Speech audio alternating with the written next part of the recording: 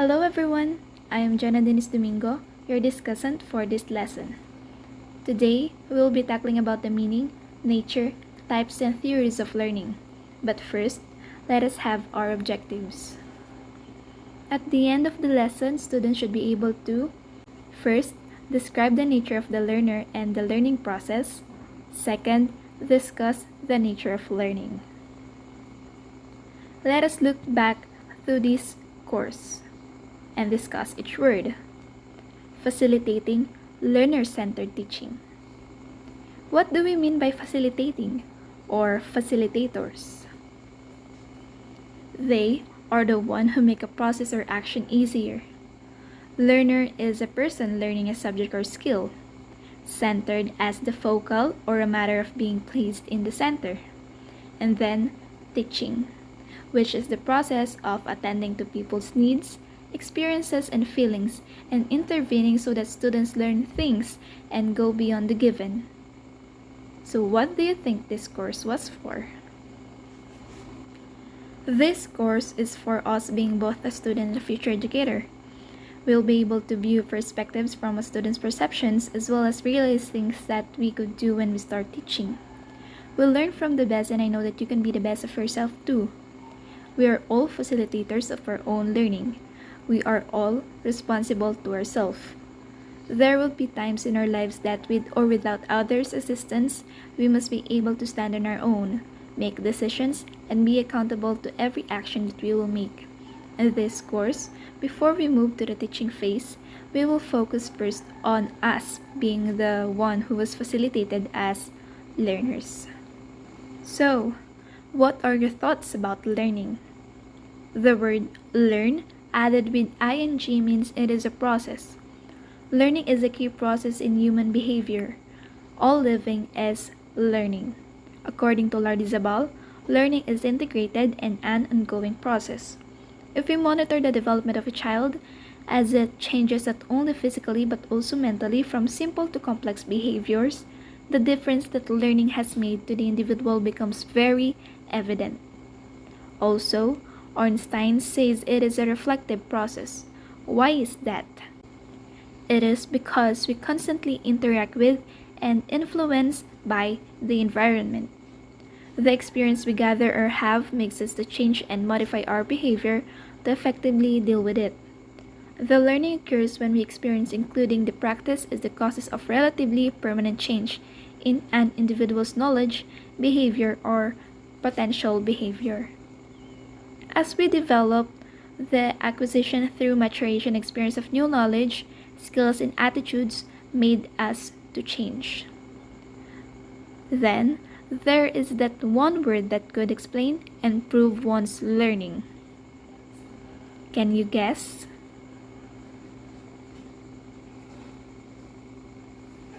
Correct. It is the word experience. Santok defines learning as a relative permanent influence or change in behavior, knowledge, thinking skills that comes through experience. With our own experiences, we learn. Learning is a long-term change in mental representations or associations as a result of experience as well. Now you see, learning is a change in behavior influenced by our previous behavior or experiences. Therefore, we could simply define learning as any relatively permanent change in behavior occurs as a result of practice and experience. And this definition has three important elements. First is where we change our behavior for better or worse. It is determined that learning occurs. In some reports, it states that any change in behavior of the learner can be deliberate or unintentional, which proves this element. Next is a change that takes place through practice or experience, but changes due to growth or maturation are not learning. Don't get confused. There are some that grown but also did not learn.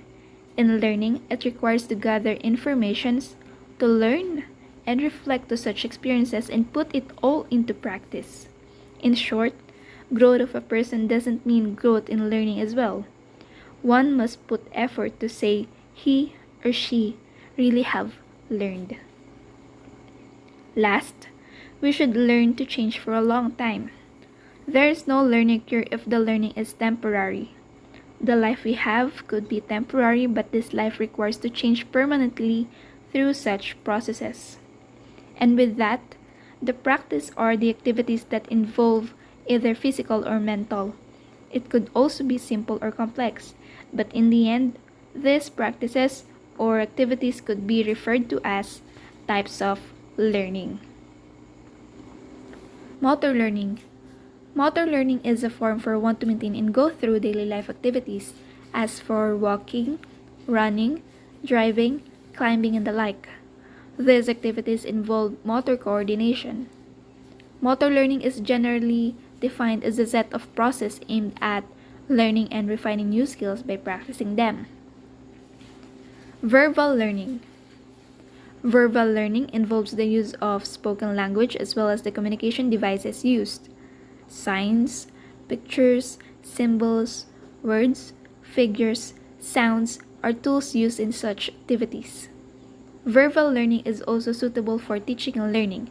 Activities such as role-playing, simulations, interviews, group study, and etc. could also help to develop one's speaking skills. Concept learning. Concept learning is a form of learning which requires the use of higher order mental processes like thinking, reasoning, and analyzing. It involves two processes, abstraction and generalization. Abstraction is the process of removing characteristics from something to reduce it to a set of essential characteristics, where generalization is a form of abstraction whereby common properties of instances are formulated as general concepts or claims. This type of learning is also known as category learning, a process by which experience allows us to partition objects in the world into classes for the purpose of generalization, discrimination, and interference. Discrimination learning. This type of learning differentiates stimuli and reacting appropriately to these stimuli. An example is being able to distinguish the sound of horns of different vehicles like bus, car, and ambulance. It is literally the ability to classify, categorize, or differentiate. Learning of principles. Learning of principles is related to science, mathematics, grammar, and the like. Principles show the relationship between two or more concepts, some examples of which are formulas, laws, associations, correlations, and the like.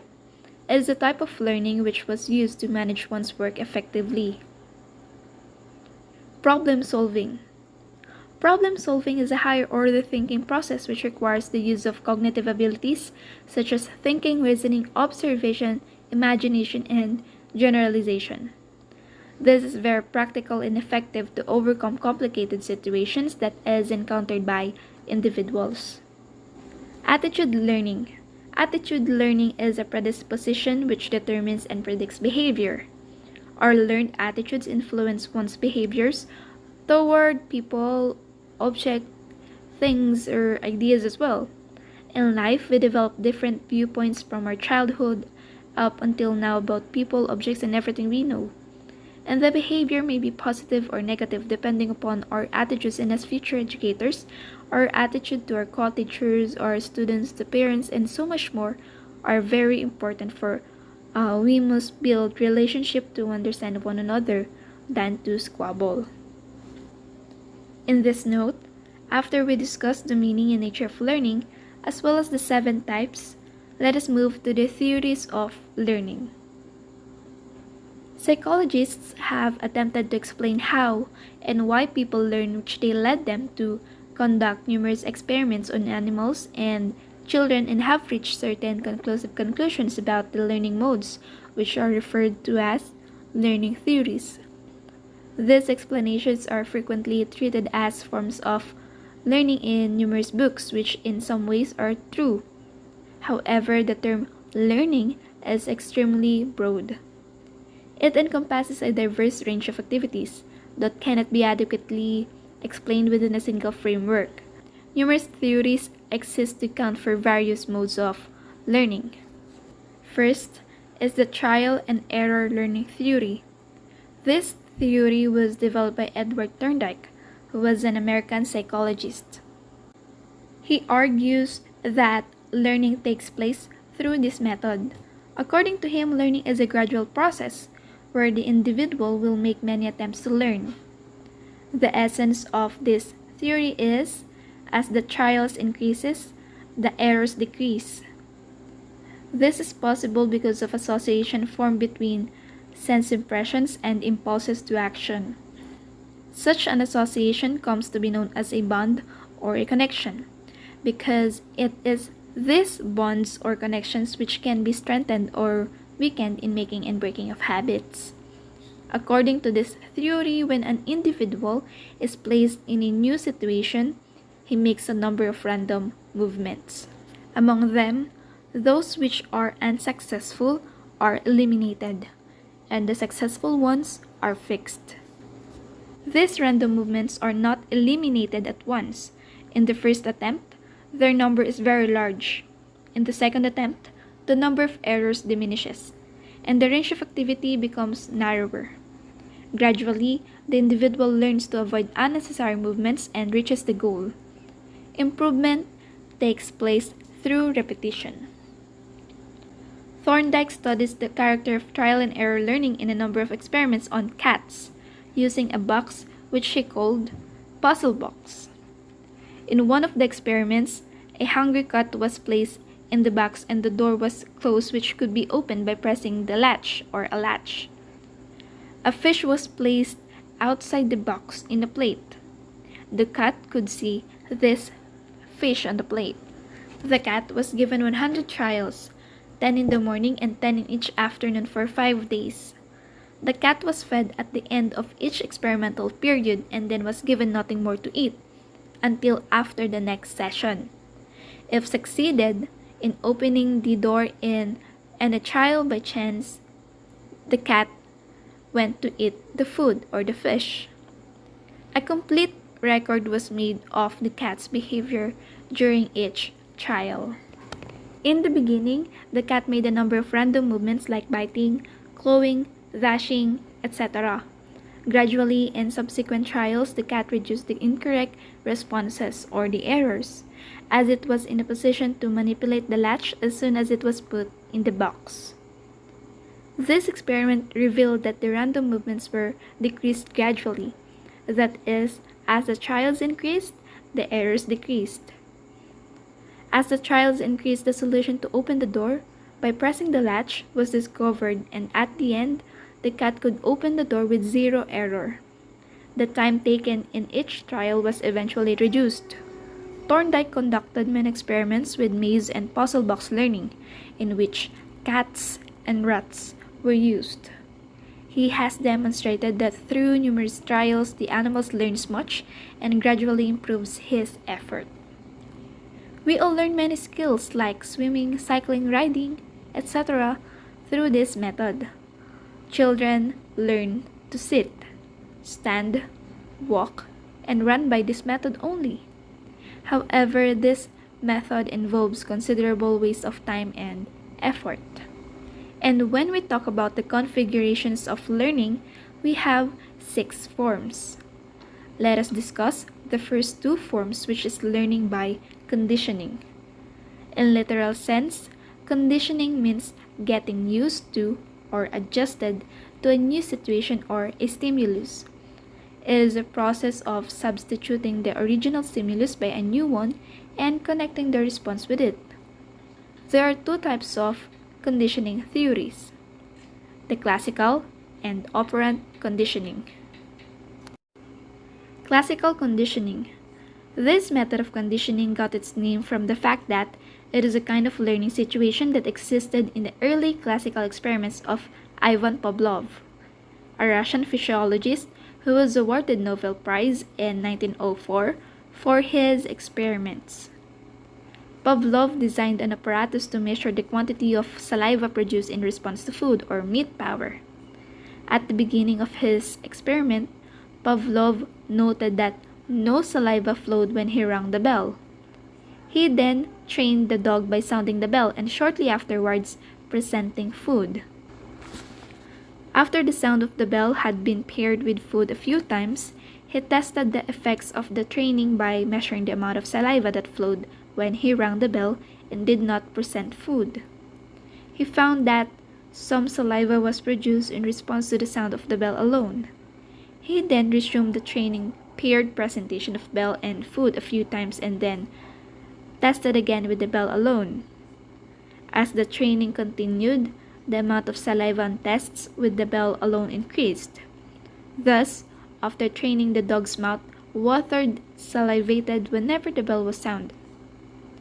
This is what was learned. It is the conditioned response. This theory states that conditioned stimulus or the bell becomes a substitute after pairing with unconditioned stimulus or the food and acquires the capacity to elicit a response. It is because the association or the conditioning is formed between the conditioned stimulus and the unconditioned stimulus. Let us have another example. Use of clapping 3 times as conditioned stimulus for the class to get quiet as a response. As neutral stimulus, let's clap 3 times.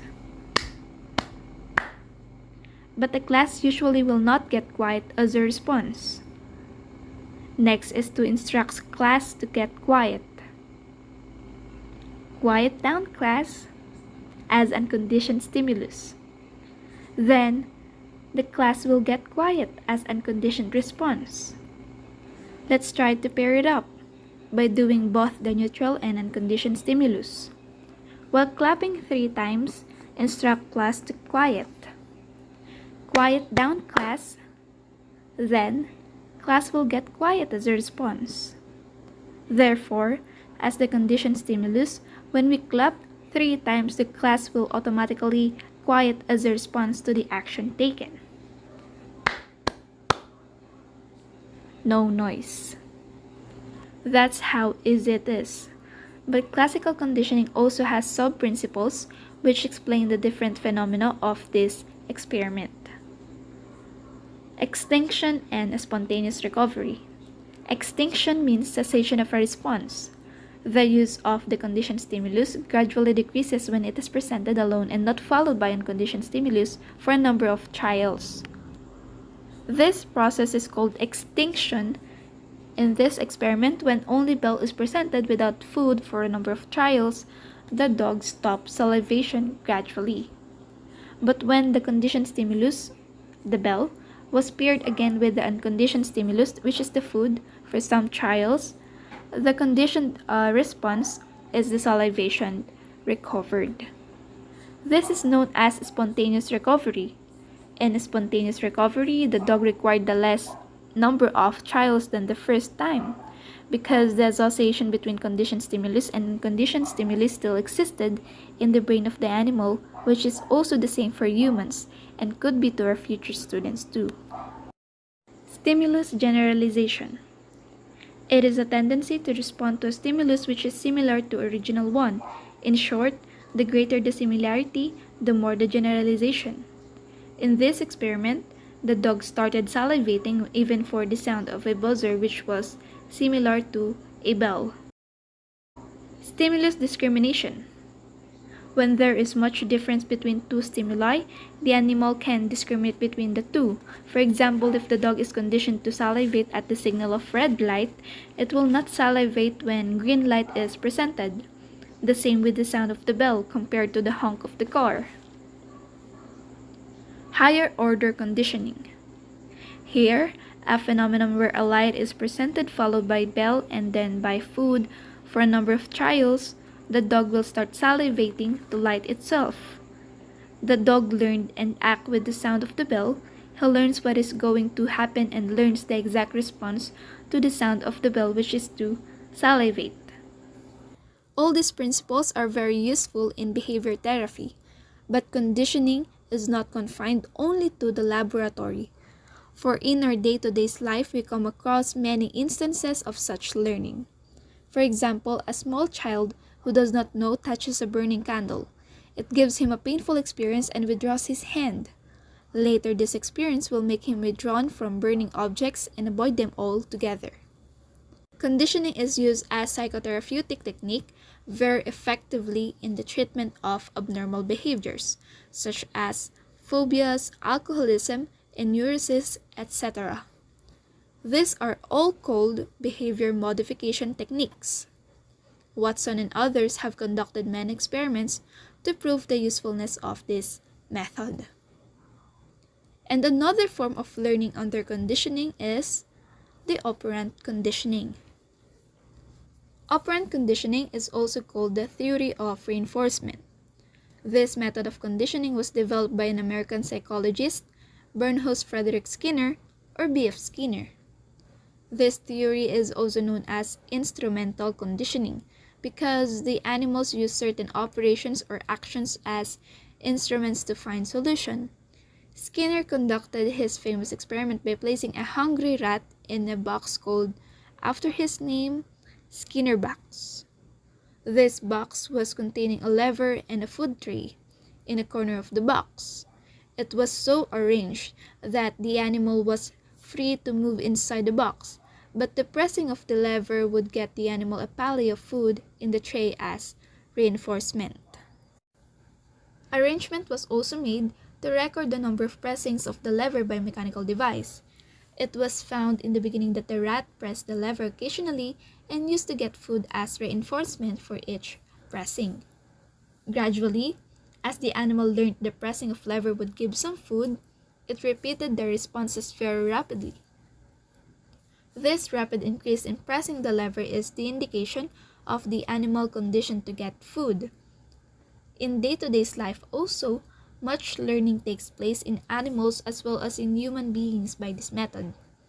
The reinforcement, which will be the motivating factor. It will make the organism to repeat its action, just like a child who was praised after cleaning his toys after use and gets a lollipop as a prize. Reinforcement. It is on the basis of these experiments Skinner made his famous statement, "Rewarded behavior is repeated." Instrumental conditioning involves more activity by the learner than classical conditioning. Skinner conducted his experiments on different animals like pigeons and rats and so on. Reinforcement, which is the most important aspect of this experiment, is divided into two types, the positive and negative. Positive reinforcement is used in reward training. It is the addition of pleasant things to increase the wanted behavior, such as an extra allowance after cleaning, playing mobile games after homework, and etc. And the negative reinforcement, like punishment, is used to stop undesired responses or behaviors. If the positive is addition, then the negative is removing the pleasant things to increase the wanted behavior. It usually occurs at home. Such techniques that only youngsters know, like cleaning the room to stop our mothers to nag us to clean it, and many more. Operant conditioning is used in shaping undesirable behavior and also in modification of behavior. This is also useful in training of mentally retarded children to learn dressing, eating, and toilet training skills, treatment of phobias, drug and alcohol addictions, and psychotherapy, and to teach needed behavior in children. Further, these experiments have proved that intermittent reinforcement yields better results than continuous reinforcements. Third form of learning is the learning by imitation. It is the simplest method of learning. Many of our daily activities are learned by imitating others. For example, the way we eat, drink, walk, talk, dress, etc. are all learned by imitating others. We observe and watch what and how other people do certain activities and imitate them. We observe the demonstrations given by an expert, imitate his movements, and learn them. By copying the behavior of others, people avoid waste of time and effort of trial and error method of learning. For example, a child who saw his father throws the ball. Then the child will learn how to throw things, and on the process, the same exact object could be thrown once he saw it, which is the ball. Psychologists like Miller and Dollard have tried to show that the tendency to imitate is itself a learned response, and if reinforced, the individual will be more likely to continue to imitate. Many people believe that imitation is a lower form type of learning. Still, others argue that imitation can never lead to novel responses, and there will be no chance to use individuals' creativity or originality. But at the same time, many educationists believe that only the imitative individual can learn better. Whatever may be the opinion, it is quite obvious that we learn many things by imitation. Next is the learning by insight. Many times, learning proceeds by the more efficient process of trying those methods which are seen to have a relation to solution. This is possible by understanding the perception of the situation. This theory was developed by a psychologist known as Wolfgang Kohler, who belonged to Gestalt School of Psychology. According to Gestalt theory, perception of a situation as a whole gives better understanding than sum total of its parts. That is, the situation viewed as a whole will definitely look different from that viewed through its parts. Kohler conducted his most famous experiments on chimpanzee called Sultan. In the experiment, Sultan was put in a cage and a banana was placed at some distance outside the cage. Then, the chimpanzee was given two sticks, so constructed that one stick could be fitted into another and make the stick longer. The hungry Sultan first attempted with its hand to get the banana. Then, he took one of the sticks and tried to pull the banana nearer. Then, tried with other stick, but failed to reach it. By this effort, the chimpanzee became tired and left the attempts to reach banana and started playing with sticks. While playing, so one of the sticks got fitted into the other and the stick became lengthier. Immediately, Sultan became elated and pulled the banana with his long stick and ate it. This sudden flash of idea to reach food with longer stick was called as insight by Kohler. He conducted many experiments to prove that learning takes place also by insight and not only by trial and error. He conducted that the occurrences of insight to find solution to a problem is possible by perception of the whole situation. Kohler conducted many experiments on this line of learning to prove that just trial and error method is not enough to find solution for many complex problems. Trial and error or association through connectionism and conditioning may account for simple acquisition of knowledge, skills, interests, habits, and other personality characteristics, but it is absolutely insufficient for solving complex problems. And with that, this method is very useful because it involves many higher mental processes such as thinking, reasoning, intelligence, etc. Insight occurs when the individual sees in a flash the solution to his problem or difficulty. It is not blind or stupid learning. It is an intelligent way of learning. In many occasions, people try to size off the situation, things, and arrive at a conclusion. With experience, one is able to solve problems better and sooner. He exercises his discrimination ability in solving problems, and learning becomes a matter of insight rather than of trial and error. Then, we all know the fifth form, which is cognitive learning. This is where we use our mental skills. Then last is the verbal learning, where we use language to communicate and learn through conversing or interaction. Moving on to the laws of learning. Thorndike has explained 3 laws of learning called primary laws, and in addition to this, he has also framed 5 subsidiary laws in connection with his trial and error learning theory. Primary laws are the most important laws which explain the basic aspects of learning. They are law of readiness, law of exercise, and law of effect.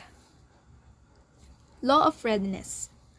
By readiness means the organism is ready to respond or act. This is more essential prerequisite for learning. This indicates that the animal or human being is motivated to learn. This condition of readiness has two effects, satisfaction and annoyance. When the animal is ready to act, if permitted, it gives pleasure. If it is not permitted, it feels annoyed. Having said this law, it could also be observed in a classroom which requires students' attention to learn to be satisfied. To help us understand this method, these points have been given below in the words of Thorndike. A. For a conduction unit ready to conduct is satisfying. B. For a conduction unit ready to conduct, not to conduct is annoying. C.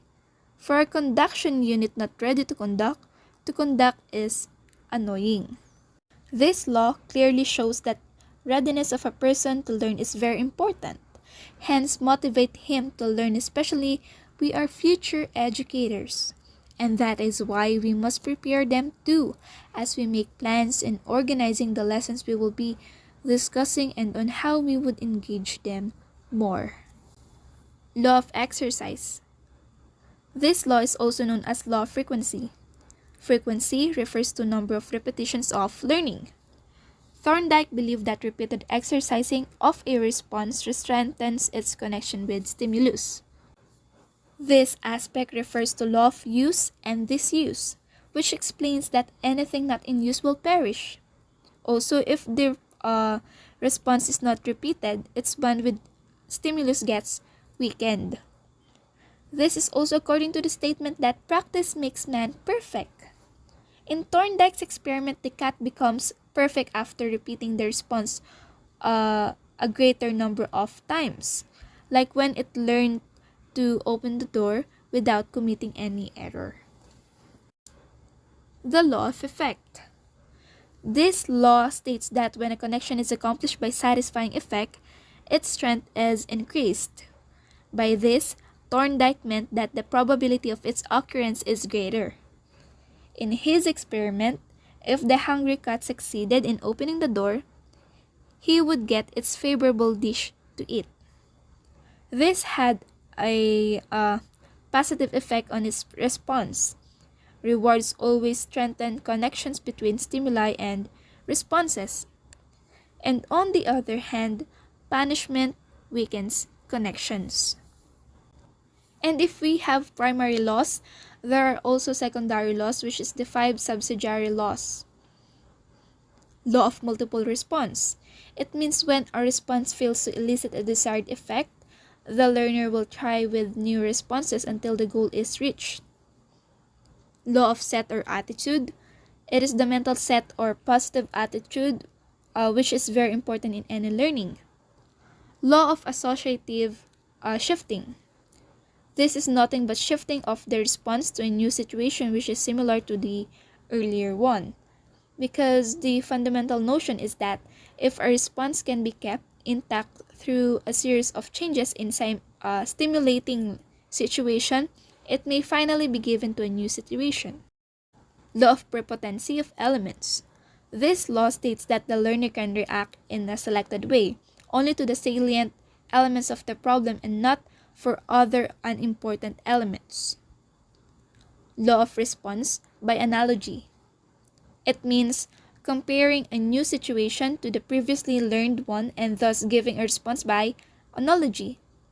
As stated above, Thorndike formulated these laws based on his experiments.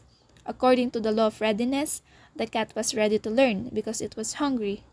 This hunger motivated the cat to learn to open the door, as well as the dog who needs to follow where the sound of the bell came from and learn what that means becomes a motivation. According to the secondary law, the cat was repeatedly given trials and exercise which strengthened its learning which is the same to the dog. Finally, on each trial, the cat was given reinforcement in the form of fish, which is its food. This encouraged the cat to continue its effort to learn to open the door, and the secondary laws given by him support these findings. These laws are highly relevant to the field of education. We, as teachers, can make use of these laws to make our teaching more effective. There are also phases of learning that could help us to develop ourselves and what we can do to learn more efficiently and effectively and put it into practice for a long-term basis. Unfreezing, ready to consider changes in knowledge, skills, and behavior. Unfreeze, to be prepared to observe new skills and more. Problem diagnosis, looking for things that influence the changes. This phase is where we must know what the problem was to resolve it fast. Goal setting. The desired changes are identified. It is indeed important to have a goal in everything that we do in life to guide us and direct our own path. New behavior. Learning and practicing the new knowledge, skills, and behavior. After we unfreeze, identify the problem, and set the goal, it is where we will discover the new learnings and changes in our life, and that helps us to the last phase where we could apply it to our lives. The learnings that were put into practice and was exercise. Refreezing. New learning is found beneficial and applied into the individual's ongoing knowledge, attitude, and behaviors. And in learning, we must also follow such principles, for we are all learners for a lifetime. And with that, as learners, we must perceive the goal, be psychologically and physiologically ready, be motivated to learn, be active, not passive, for maximum learning, repeat or practice what we learn to remember, put together the parts of the task and perceive it as a meaningful whole, see the significance, meanings, implications, and applications that will make a give experience understandable. Be prepared to respond. Be aware of own's unique and specific ways of learning and solving problems. All these principles of learning, which corresponds to the readiness, exercise, effect, primacy, recency, intensity, and freedom of each learner to decide and act on each own, was given. And to learn, one must be willing to, because if not, even we are being taught, we will never be able to learn, even we undergo such processes, for we are not serious. We must be very into learning, not because we have to, but we want to learn. And as future facilitators of learning, we must know the conditions that facilitate the learning process for our students. Learning is facilitated in an atmosphere which encourages learners to be active, which promotes and facilitates the individual's discovery of the personal meaning of ideas, in which different ideas can be discussed but not necessarily accepted, which consistently recognizes the individual's right to make mistakes, in which evaluation is a cooperative process, and last, learning is facilitated in an atmosphere when individuals feel they are respected and accepted. I guess you have already experienced some of this, or could be all of this, which truly helps us to get motivated and engage more into learning. The facilitator is the teacher, the guide that assists us to learn, but the environment where we supposedly learn must be fit as well, for it also contributes to the learning zone or area that facilitates the learnings we will have in the learning process. And if you are wondering how an individual could manage their own learning, well, here are some tips. Find a fixed place and time for study. And for now, our learning zone is our home. But we could also be specific, like for example, our room in the terrace or sala in the morning, afternoon, or evening to be comfortable to learn. Also, we must remove the distractions like turning off our mobile phones notifications in order to focus. It may happen if we have time to read the prior materials or any other related topics to be discussed, where we can use study tools like books, magazines, and even searching on nets is effective. And then, we should not pull all our time in studying. We must have breaks for our minds and body to have a rest time and avoid back pains, hungriness, and headaches. In this way, stress could be lessened too. All this must be put into practice.